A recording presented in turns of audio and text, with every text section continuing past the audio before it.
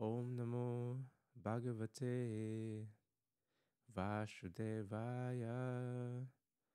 Om Namo Bhagavate Vasudevaya. Om Namo Bhagavate Vasudevaya.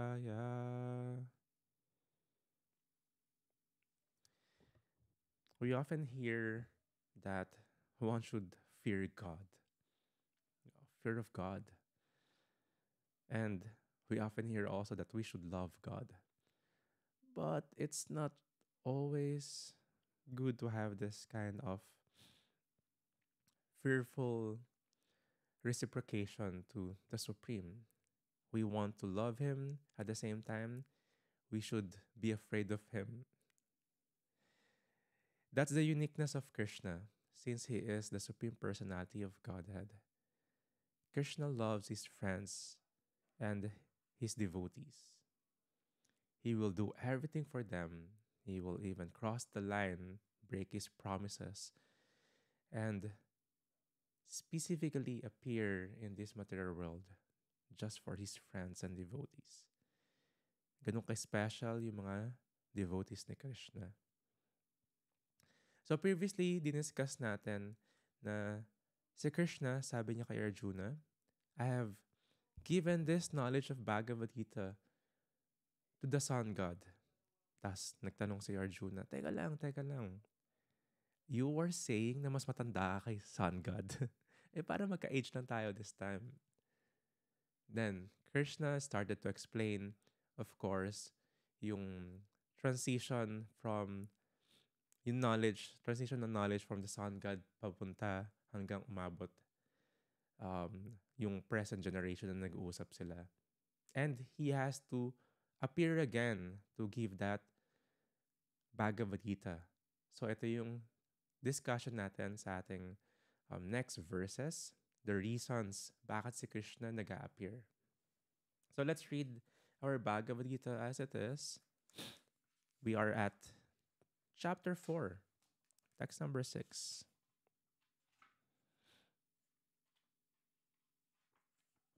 Again, it will be nice and ideal if nasabayan niyo yung basa ng Bhagavad Gita while we're discussing. I think hindi siya ganun kabilis. What we're doing is 3, 4, or 5 verses a day.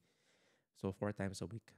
So kaya mag-catch up. It will be really helpful kasi Prabhupada have really explained different angles how to understand yung verse, yung mga words ni Krishna. Text 6. Although I am unborn and my transcendental body never deteriorates, and although I am the Lord of all living entities, by my internal energy, I still appear in every millennium in my original transcendental form. So ano ba tong every millennium na sinasabi ni Krishna rito? So sa timeline ng creation, si Lord Brahma yung inassign ni Krishna para maging secondary creator sa material world. If you would notice yung ibang spiritual or mga nagko-practice, nag-worship sa creator, yung ibang devotee na observe nila, teka lang, si Lord Brahma yung dinidescribe nila. They're gonna worship some god or demigod na ito yung ginagawa, the creator of this material world. Tapos ito yung mga nabibigay nilang benefit or they will go to heavenly planet. So si Lord Brahma yon. Si Lord Brahma yung demigod na yon. Iba ka diba, wino-worship ng demigod para umulan. So that's Lord Indra. We will see lahat talaga ng mga traces everywhere, even yung mga tribes, nagko-connect talaga. At one point, connected talaga lahat. At one point, yung knowledge was spread all over. Pero, sabi nga, since nag-appear siya to be lost, parang nawala talaga siya lahat. Like a river, naging underground siya. Ito yung mga reasons bakit nagpaparamdam or nagmamanifest uli si Krishna. So sabi ni Krishna, every millennium,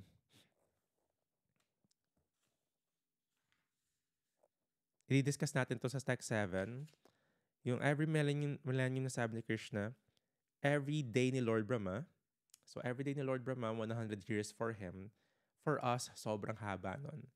In his one day ni Lord Brahma, merong 14 manus. So yung manu, yung mga progenitors, so yung mga unang anak niya, tapos sila yung mag-progenate. And every manus have many millenniums, 72 I think, or 70 plus millenniums. So isang millennium is 4 yugas. From Satya, so from um, Treta, Dwapara, and Kali Yuga. Isang millennium yon. So sa 28th millennium ng 7th Manu, so tanghali ni Lord Brahma yon. Tapos yung 28th na cycle ng Kali Yuga, ng 4 yugas, nag-a-appear si Krishna. May schedule siya. So, every day ni Lord Brahma mag-a-appear siya. So, that is why, even in history, 5,000 years ago, ang tagal nung huling appearance ni Krishna as si Krishna two-arm formed. Pero napakaswerte natin kasi kailan lang yon 5,000 years ago. Pasok siya dun sa same millennium. Pasok siya dun sa same manus. And very fresh. Kumpara mo dun sa billions, trillions of years. That was just 5,000 years ago. Although may schedule, si Krishna pa rin siya mag-appear anytime. Ito lang yung sinabi niya at pina-follow niya sa scriptures na nag-a-appear siya na every millennium his own form. At the same time, ito yung purpose niya. Text number 7. Whenever and wherever there is a decline in religion, whenever and wherever there is a decline in religious practice, O descendant of Bharat, and a predominant rise of irreligion, at that time, I descend myself. Ito yung timing. Kailan siya nag-a-appear? Kapag may decline ng religious practice. Kasi di ba pinapasa-pasa yung knowledge. At the same time, nawa-water down siya hanggang parang nawawala. So Krishna have to appear para i-reestablish yung religious practice. That's one reason. And the rest is sinabi niya dun sa text 8. To deliver the pious and to annihilate the miscreants, as well as to reestablish the principles of religion, I myself appear millennium after millennium. So 3 reasons was given here. Deliver the pious, annihilate the miscreants, or patayin yung mga demons.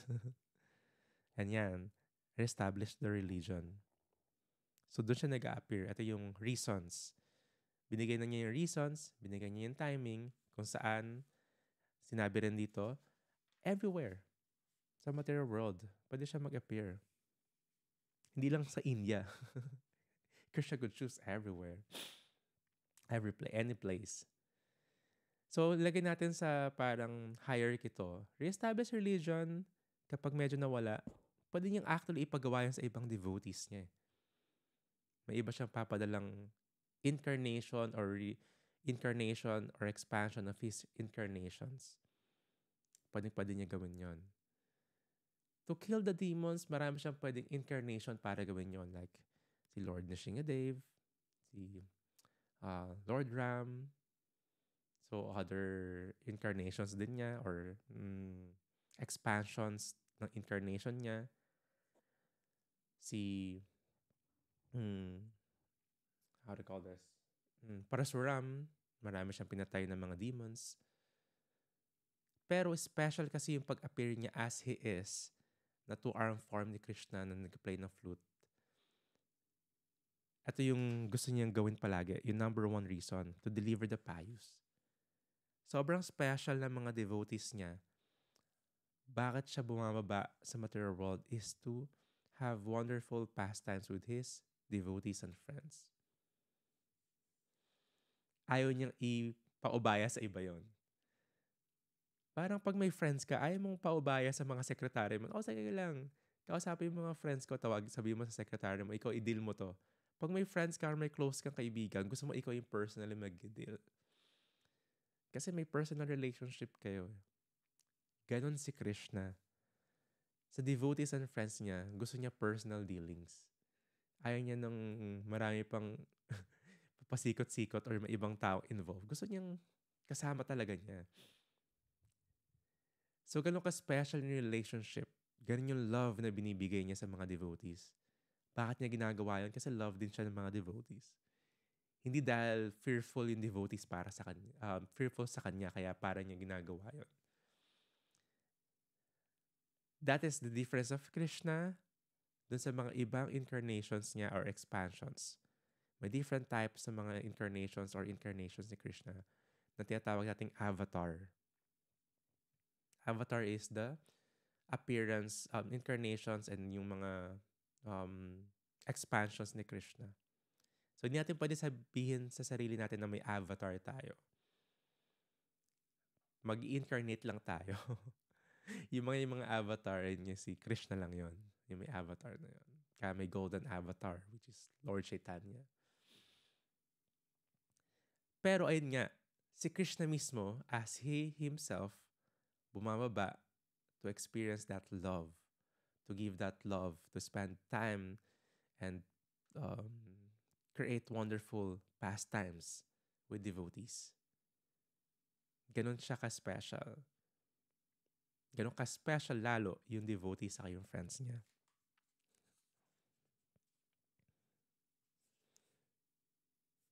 So, Krishna is always appearing and disappearing. So, kapag andito siya sa material world, hindi siya katulad natin na nag-take ng material body. Yung soul pupunta sa body, tapos mag-transfer. Si Krishna, no. Specifically, yung, lalong-lalo na yung appearance niya na two-arm form with flute. Tinatawag yung Swayam Bhagavan. Siya yung root of or cause ng lahat ng incarnation. Ay yung original form niya.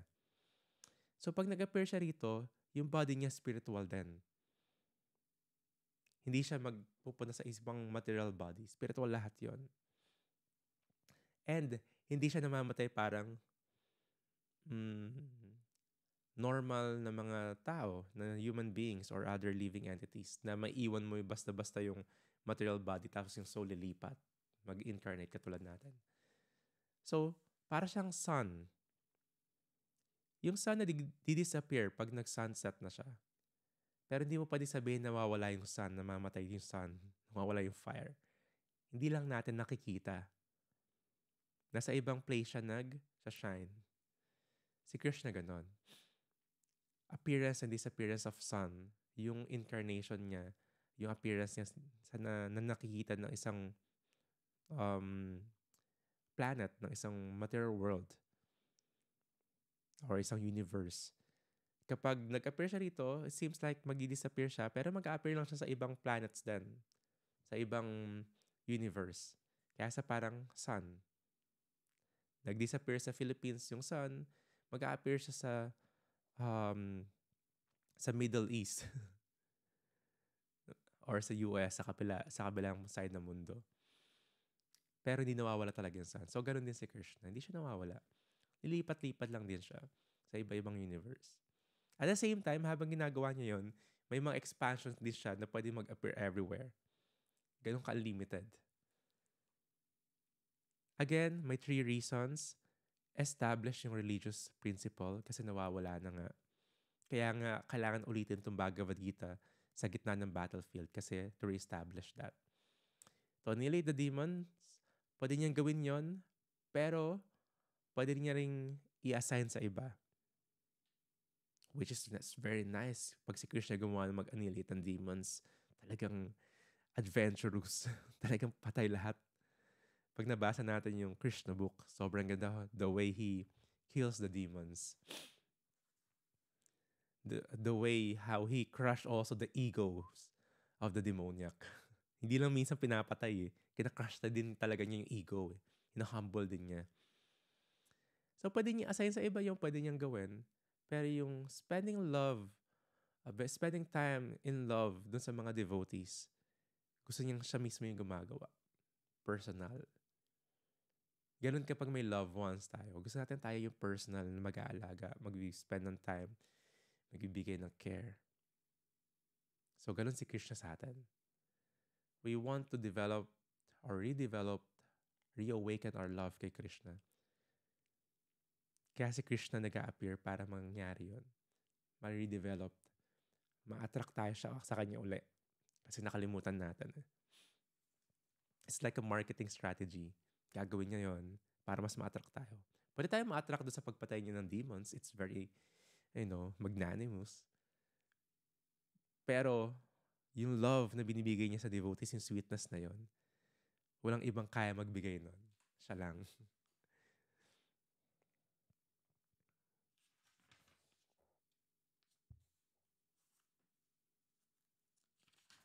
Text number 8. To deliver the pious... no. We discussed this already. Text number 9.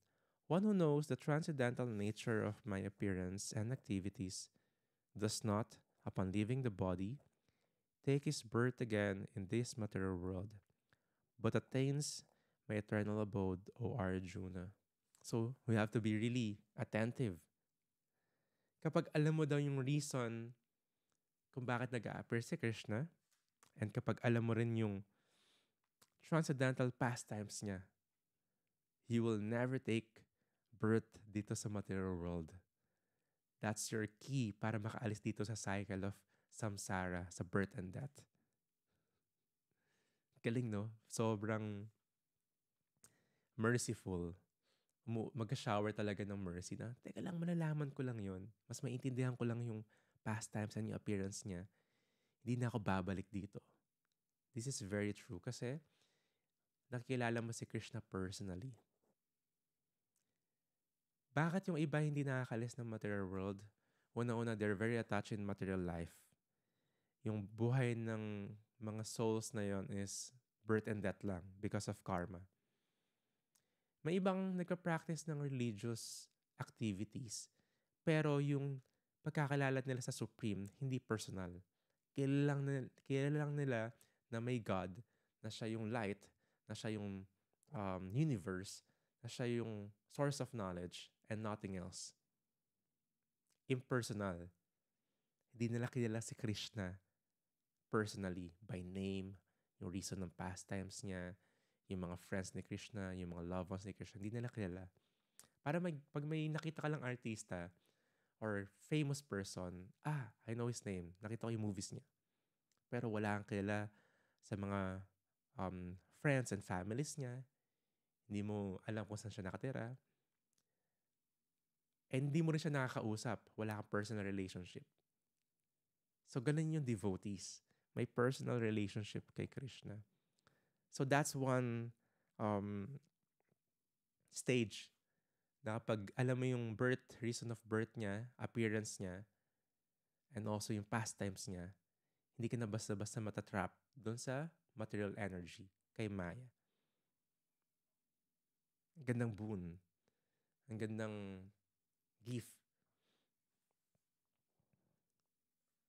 So, hindi ka na matatrap basta-basta doon sa Brahmajuti, sa attraction doon sa light, sa nothingness. Kasi meron palang mas deeper and mas higher doon sa shanti-shanti, sa peace. Na kailangan maging peaceful ka lang, kailangan control mo lang yung senses mo. Kailangan kalmado ka lang. Hayaan mo lang yung mga material energy sa paligid mo. Hindi lang din yun. That's one step para mas maging human being ka. Pero yung highest talaga is having that loving relationship kay Krishna. Personally, alam mo yung favorite niyang pagkain. Ganun level ng closeness. And si Krishna hindi nagkulang doon. It's like open book. Parang example natin palagi dati na kapag may nililigawan yung isang lalaki, yung babae, kapag gusto niya yung naliligaw sa kanya, binibigyan niya lahat ng parang ini-spoon feed niya. Ano yung lahat ng gusto niya para gawin ng ganun si Krishna. Sabi lahat ng gusto niya, lahat ng ayaw niya para sa atin. Para i-follow natin. Hindi tayo manghuhula. Ano kaya ang gusto ni Krishna? Try kaya natin to. Ay, hindi pala niya gusto to. Walang ganon. Much more, si Krishna, yung mga close kay Krishna, hindi nila gini-gatekeep, oy, bawal niyo makilala si Krishna, kami-kami lang to. Inner circle lang namin to, i-gatekeep namin lahat. No, mas gusto niya, yung mga devotees na close kay Krishna, kinakalat niya rin yun, yung mga techniques, yung mga gusto ni Krishna para maging close din ibang souls. That is our role. Na makilala natin si Krishna, hopefully maging close tayo kay Krishna, and gusto natin yung ibang souls maging close din kay Krishna. The more you give Krishna to others, the more you gain love kay Krishna. Hindi siya mag-a-apply na yung material mathematics na pag may binigay ka ng iba, may pag binigay ka sa ibang tao, mabawasan ka. No? Yung love kay Krishna, kapag binibigay mo si Krishna sa iba, mas nagiging close ka kay Krishna. Nag-add siya lalo, hindi siya nag-subtract. Spiritual life is that. And another thing is, it was discussed here na other people may appear to be religious, but they are not considered saintly or sadhu. You can read this purpose sa text 8. Ang gandang description ni Prabhupada dito. It was described na yung mga tao could appear very religious. Manamit, di ba? They could wear this with a robe, with perfect klein na tilak. Or pwedeng nagsisimba araw-araw or even, hindi lang linggo-linggo, araw-araw, nagka-chant or nag-rosary or whatsoever practice religiously, outwardly. Pwedeng yung isang tao ganon. Well-educated din, ang daming knowledge. Pero kapag hindi niya nade-develop yung Krishna consciousness, especially within, hindi siya makukonsider talaga na saintly. Pwede siya magmukhang religious talaga. So may big difference. Pwede nga magmukhang religious.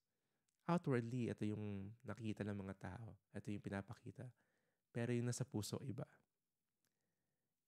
In comparison, may mga tao na baka hindi well-educated, baka illiterate pa nga, tas wala sa itsura nila, nagkasuot lang sila ng mga casual or basic na mga clothes. Some might have normal jobs with families, pero yung heart nila very Krishna conscious. Lagi nilang iniisip si Krishna. Lagi silang kumikilos, nag-work. Yung purpose ng life nila, bakit nila ginagawa yon, is para mag-serve lovingly kay Krishna. Mas Krishna conscious sila kaysa dun sa so-called religious person outwardly. Makukonsider natin tong tao na illiterate pero very Krishna conscious, saintly, or what we called sadhu. So Krishna consciousness is not for show. Hindi rin siya pang outward lang. Kaya ako Krishna consciousness siya. Hindi siya Krishna conscious or Krishna fashion. Meron na akong spiritual name. Meron na akong magandang damit, magandang tilak. I'm Krishna conscious. Nasa puso talaga siya. Prabhu, ang tagal ko nang hindi nakakapunta ng temple. Pero grabe, tuloy-tuloy pa rin yung chanting ko, tuloy-tuloy pa rin yung worship kay Krishna, yung ginagawa ko pa rin is to serve Krishna. Tumutulong pa rin ako sa mga ibang nag-serve kay Krishna para ma-spread yung glories niya, makilala ng ibang tao yung Krishna consciousness. Minsan mas Krishna conscious sila dun sa nakatira or malapit sa temple na kahit na nasa loob ng temple pero yung utak yung puso na sa labas. Nagdidepende talaga lahat sa consciousness. Kaya Krishna consciousness. Yung love kay Krishna. So we should not judge according sa panglabas na anyo. Kung gaano yung isang soul very much developing love niya kay Krishna. And that's discussed as text 10. Being freed from attachment, fear, and anger. Being fully absorbed in me and taking refuge in me, many, many persons in the past became purified by knowledge of me. And thus, they all attained transcendental love for me. So it doesn't mean pwede maging illiterate pala tapos love mo lang si Krishna. Hindi na ako magbabasa o magkikinig ng Bhagavad Gita. So hindi ganun mag-work yun. Pwede pa lang ma-promote lang sa ganitong or ma-receive mo yung diploma based on connections eh. Hindi na ako mag-aaral. So hindi natin pwede skip yung process. One way to develop that love is to be knowledgeable about kay Krishna. Aralin mo. Paano mo mahalin yung tao. Hindi mo pwedeng sentimental, I love you, I love you, I love you. Tapos love mo na siya automatic. No. Hindi mo alam talaga yung detalye sa kanya. So that's the knowledge. We should learn about Krishna. In that way, sabi ni Krishna, and thus they all attain transcendental love for me. Doon mag-start ma-develop ng love kapag nagkaroon ng faith. So sa last paragraph ng text 10, it was discussed here, hindi directly pero pag binasa nyo, it was discussed here the stages of bhakti. At first, one will preliminary want to gain faith for self-realization. Talaga lang, gusto ko magkaroon ng self-realization, maintindihan yung buhay. Gusto ko makinig. So, nag-start siya ng faith. After ng faith, magkakaroon siya ng association ng devotees. Si Krishna, pag nakita niya isang soul seryoso, bibigay niya yung mga devotees sa kanya or lalagay siya sa situation na may mga devotees sa paligid niya para makilala niya lalo si Krishna. So, ganun si Krishna maglaro sa atin. Parang chess. I-move niya tayo. Hindi natin napapansin. Minsan, yung pag-move ni Krishna sa atin, sa buhay natin, through painful situations, may nawala sa atin, na-break up, madalas na story yun, break-up stories, tapos naging devotees. Tapos, di ba, or may failure sa buhay, tapos, teka lang, because of this, nagkaroon na ako ng association ng devotees, nilagay ako ni Krishna dito. So, ganun mag-arrange si Krishna.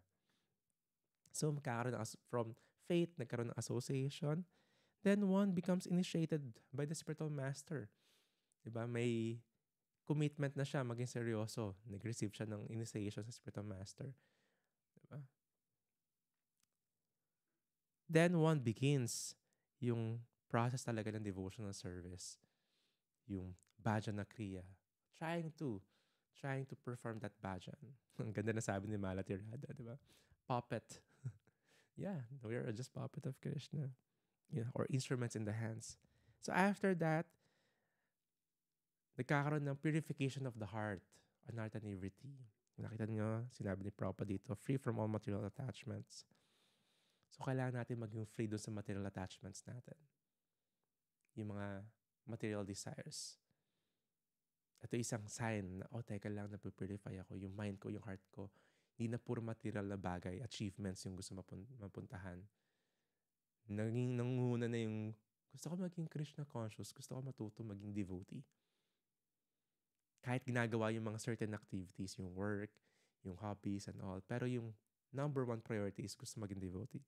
In that way, nagkakaroon yung isang tao ng steadiness sa practice, sa spiritual life. Nagkakaroon siya ng taste. Hindi na siya kanya pinipilit para maging devotee. Normal na siyang nadidevelop doon. And after that, nung taste na yon, grabe na yung attachment niya kay Krishna. Attached na siya kay Krishna instead of attached sa material life. By then, dire-diretso na nadidevelop yung bhava and yung prema, yung love kay Krishna. Para siyang bundok. Habang umaakyat ka dun sa process ng devotional service, pagpunta mo dun sa gitna, mag-slide down dire-diretso ka na sa love of God. Saan magsisimula yun? Knowledge through hearing. That's the power of Bhagavad Gita. We start with knowledge. We start with the hearing. In that way, we could chant more and hear more, associate better sa devotees.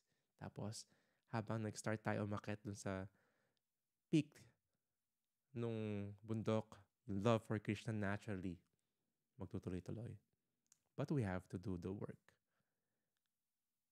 Si Krishna, ganun siya ka-love, loving sa devotees niya. Nagbibigay siya ng maraming ways para maging easy yung pag-akit natin dun sa bundok. Thank you very much, my dear ones. That is our episode for today. Krishna loves his devotees and friends. Kasi He's making a lot of ways, options, giving us a lot of signs para maging Krishna conscious tayo. Kumbaga, um, ang daming free. Kailangan lang natin mag-decide. Gusto ko ba maging Krishna conscious? Or gusto ko talaga maging materially conscious? At the end of the day, tayo yung magdi-desire and magdi-desisyon kung saan natin gusto pumunta. Si Krishna nag-aantay lang palagi para sa atin. Like one step mag-forward tayo kay Krishna, 1,000 steps si Krishna lalapit sa atin. Malalaman lang natin kung gaano talaga katigas yung ulo natin or gaano ba talaga kalambot yung heart natin. Kasi si Krishna is just there ready to always receive us.